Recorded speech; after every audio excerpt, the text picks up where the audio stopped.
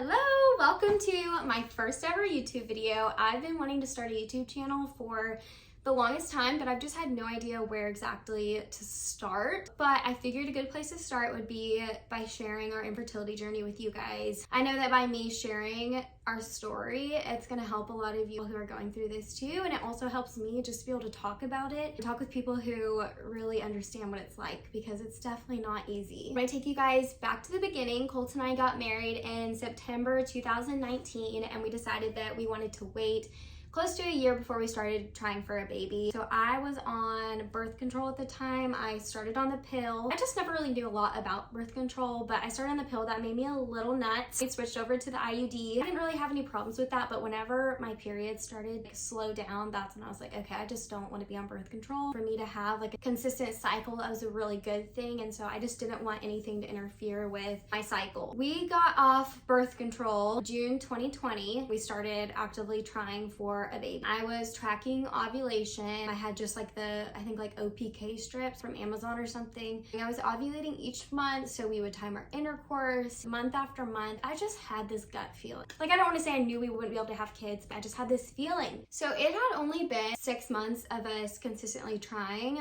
when I was like, okay, I'm gonna make an appointment with my OBGYN and just go get some basic testing done just because I need the peace of mind. My doctor was so sweet. She knew that I was struggling and I needed answers. She ordered my blood work. I got all of that done. That came back normal. She let me get an HSG done, which normally doctors don't let you do that unless you've been trying consistently for a year and you haven't conceived. That's a story for another video on the experience of the HSG, but I will just say one of my tubes was blocked. They were able to unblock it while doing the procedure. They say that your fertility goes up by 25% after you get that test done, just because your tubes are so clear. I was really excited. I was like, maybe that's why we haven't been getting pregnant. We tried for those 3 months. My doctor confirmed that I've been ovulating. Progesterone was increasing as it should. We still weren't getting pregnant. So at that point, I went back to my doctor and I talked to her and I was like, what is going on? Everything's normal. We didn't even think that it could be Colton. You just don't really think about male factor infertility, at least we didn't. So Colton went and got tested. His analysis came back that he didn't have any sperm. And we were just so confused, so shocked, sad. There were so many emotions going on and we were just like, what do you mean there's no sperm? But we did have hope. The doctor was like, well, there very well could be just blockage, something blocking the sperm from coming out. Okay, yeah, that's probably it. This is just crazy. And so he went and got an ultrasound, and the ultrasound came back that there was no blockage. There was nothing blocking the sperm from coming out. So the next step was to get a biopsy done. At this point, our only hope, our only option was to go through IVF, because if sperm was retrieved from the biopsy, then we could do IVF. It would be just enough to go through with that. We were hoping and praying they would be able to retrieve sperm from the biopsy and we could move forward with IVF. We scheduled the biopsy. At the time, we were researching so much IVF, the cost. I had watched so many videos about the process of IVF, what a cycle looks like, egg retrieval, all the things. Like, we were just studying it so much because that was our plan to do IVF. We had so much hope that they would be able to find sperm from the biopsy. Colton went forward with the biopsy, and I'll let him explain that in another video, kind of everything from his perspective and what it was like. I'll say that the surgery went well, but the recovery was really, really tough on him. I felt so bad for him. He was in so much pain. There was a lot of blood. So I think it was like a week and a half later, Colton came home and he had been crying. I just knew. And he just said, the doctor called and there's no sperm.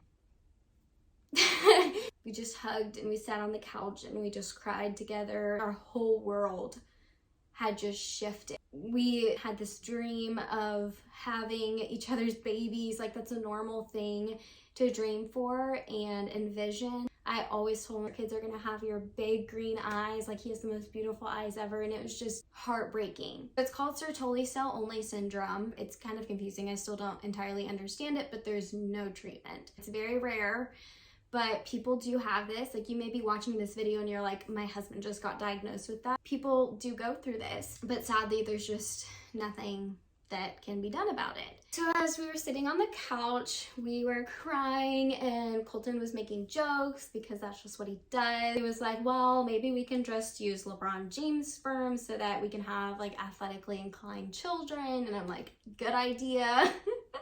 It's a great idea, Colton. Let's just call him up. But we just discussed our options. So we realized that the options that we had were we could adopt, which is these are all great options. There's no right option or wrong option. It was just like what we felt like we wanted at the time. So we could adopt, we could do IUIs with donor sperm, we could foster, or there's embryo adoption. I knew about embryo adoption from some friends of ours who went through it. That was originally what we decided on, was embryo adoption. The success rates are high. We could find a family that we felt best fit what we were looking for, a family that kind of resembled Colton and me, our personalities and health history and all the things. We started looking into that option. There's a website called NRFA, and that's who our friends went through for embryo adoption. We made a profile on there and spoke with a lot of different families, but we just didn't feel like there was a family that just,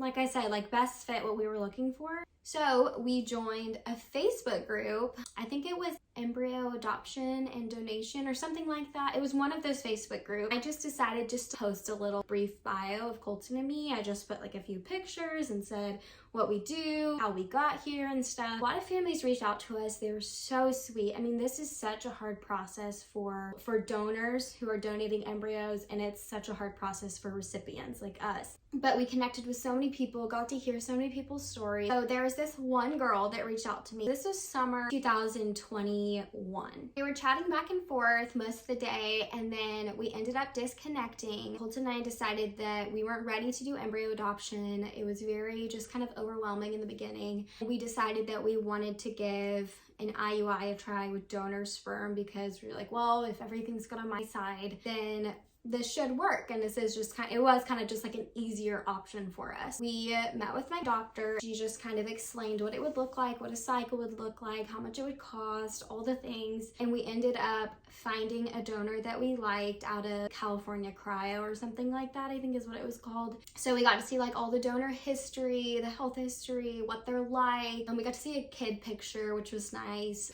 It gave us a lot of information. We felt good about it. We did the first cycle. We knew that our chances were kind of low, especially with the first one. My doctor gave us like a 15 to 20% chance of it working. It's very similar to naturally conceiving. It's about 20% each cycle. But she said within 4 times it should work. So that was very encouraging. We went through the first cycle.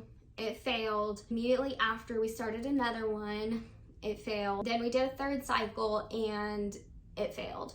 It was a lot. The emotions from the trigger shot and the Clomid were making me a crazy person. It was just emotionally and physically exhausting. And for us to only have such a low success rate, it just wasn't worth it to us to be spending so much money for such a low success rate. And after the third cycle, I talked with Colton and I was like, I don't want to do this anymore. Like, I'm done. This is too much on me physically and emotionally. It does work for some people. I connected with people throughout those cycles who were going through it as well. I got to hear from so many people that it worked for them. If you're going through an IUI, your experience may not be the same as mine. Like, it may work for you, or you may not be affected as much as I was by the medications and stuff. That was just my experience.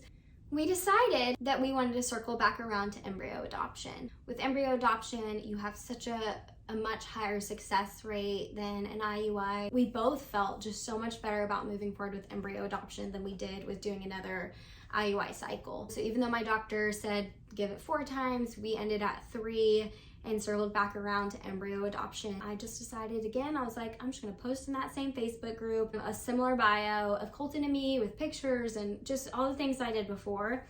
And that same girl that I connected with July 4th, 2021, messaged me. We instantly connected and she still had her embryo. We've now talked every single day since. We were just chatting back and forth, and one day, I think we had been talking for like a few weeks, maybe a month, and she messages and she's like, my embryo is yours. You're gonna be the parents to our embryo. We were just like filled with joy and gratitude that somebody else is giving us their embryo. So we went back to my clinic and met with my doctor and did kind of another consultation about embryo adoption, and she explained everything to us. From there, we just decided to move forward with adopting these people's embryo. We had to go through some legal stuff. It's not as much as traditional adoption by any means, but it still was just kind of a process, and there was like a bit of waiting. We just recently got the legal stuff finalized. We're transferring this little embryo to my uterus